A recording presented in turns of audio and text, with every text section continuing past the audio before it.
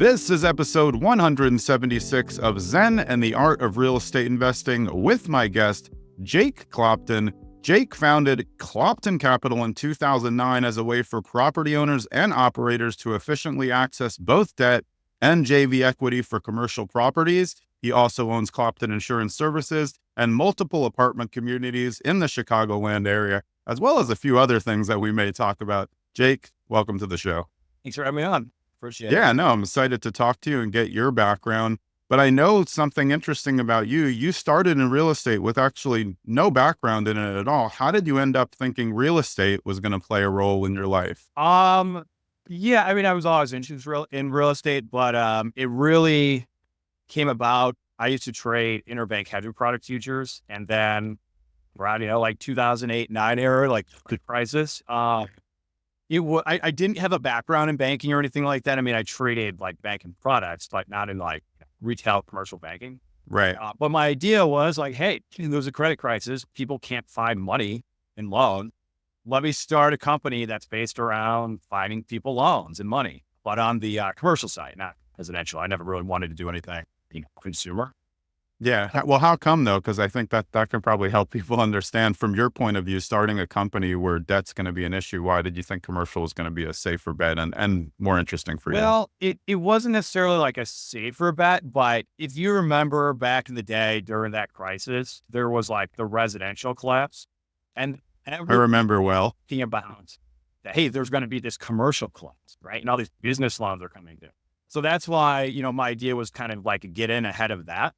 There really wasn't a commercial collapse, but, It still was the beginning of, us starting, an intermediary for financing for commercial loans really at the time. And back in the day, we were doing like business loans, and I remember even doing like semi-truck finance and stuff like that. But really just the commercial real estate space really just took over. It made a lot more sense, and I liked it. The people that were in it were very entrepreneurial, and it was a great fit. So I very, very quickly turned into that. And now here we are 15-ish years later, man. And not only were we capital markets, but we've got a ton of other services as well. So what was the first asset class that you decided to invest in? Multifamily, private building. Yeah. Small scale? The first one was 20 units. So, oh, wow. I mean, you had the 5 years of lending experience, but still 20 units to bite off on a first one is a lot. So were you worried about the management aspect of that? And you feel like you had learned enough? Oh, I mean, we did third-party management, so that took a lot of the heavy lifting up, right? I mean, it's hard to run the business that I run, but also, day-to-day management building. It was just an interesting asset. So, right. So I was here in Chicago, and he was in a town called Cicero. And at the time, Chase Bank was like one of the most competitive lenders, right? And I had a lot of great lending contacts. And before I invested in that property, that bank had kind of like, they just wouldn't go into that neighborhood. It was a very upper neighborhood until I found this building, and it was phenomenal. And I remember bringing the guy from Chase out there, and I was like, listen, you guys should be investing in this neighborhood and lending here because the economics here are phenomenal. Blue class, working class, kind of neighborhood, everything was stable. Before the neighborhood was kind of known as like a rough type of neighborhood, but it had really been turned around. And I convinced the bank to open up that neighborhood for lending. I was their first loan they did there. And after that, I mean, and this is an interesting phenomenon in real estate, right? Like as soon as a competitive, like low cost of capital lender goes in that area, you kind of see cap rate compression, right? Yeah. You get more investors going in there, and that's exactly what happened. Nothing else changed about the neighborhood, but now like more competitive lending was going in. And that really helps just almost immediately start pushing down cap rates and up value. In terms of your own personal portfolio, how did you grow from there? And what was your idea about, because I know you're focused on your business, and it seems like you want to keep these as well-performing assets and didn't want to really overdo the real estate part. But I know you've added more to the mix since then. Yeah, so we did over time. And actually, I'm on the downslope of that because I'm trying to be more focused on the business side of what I do. And again, I look at these like operating assets, and they take a lot of attention and time. And recently, over the past couple of years, we used to only be capital markets. But over the past couple of years, I've added 4 different business lines.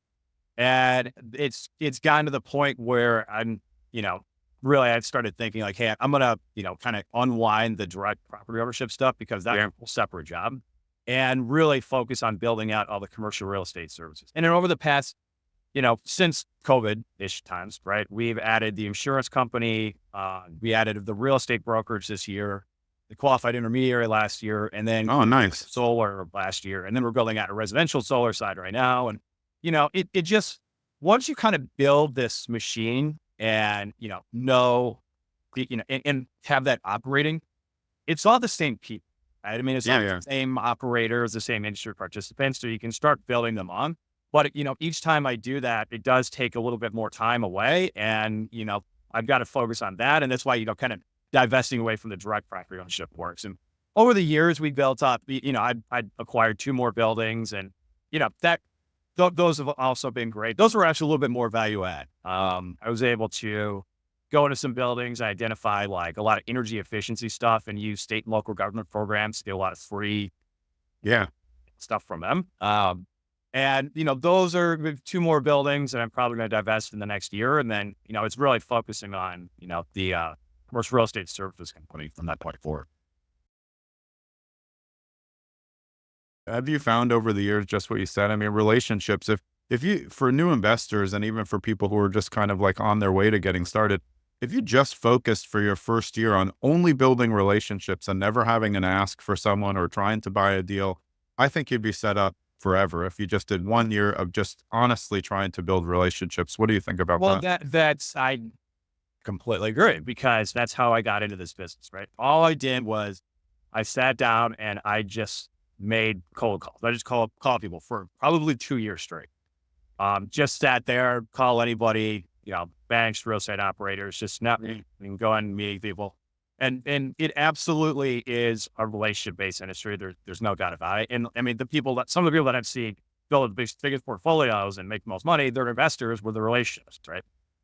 Friends, family, they met. So I mean, just that alone right there tell you like, yeah, it's 100% relationship-based business. Yeah, even more so though in commercial real estate, because for those of us who do residential a lot, there's a billion agents. In commercial, there's not a billion agents. And if there are, you only know 5 of them because they do all of the business. But no one's selling a 250 unit apartment building to some rando person with a weak financing. I mean, it's not going to happen. Exactly. And there's a huge trust aspect to it too, right? Like, no, there's not 100,000 agents, but for instance, this is like, on the real estate brokerage side. A lot of times those guys don't even show everybody all the properties that they're marketing. Oh, yeah. Because they're like, well, I don't know if they're going to waste my time. So I'm going to show it to the guys I know that have executed with me before because I know I'm going to take this out and they're going to execute. Right? Yeah. Because they were, most of the people in our business have the relationships on both sides, right? You have, either you're like me and you have, your lending relationships and your borrower relationship, or if you're a syndicator, you have, your operator relationships and then your investors and, like everybody to a degree, has multiple relationships and you want to make sure that like you're maintaining trust on both sides and bring somebody on one side that kind of jerks you around and wastes your time. It's going to look bad for the other side.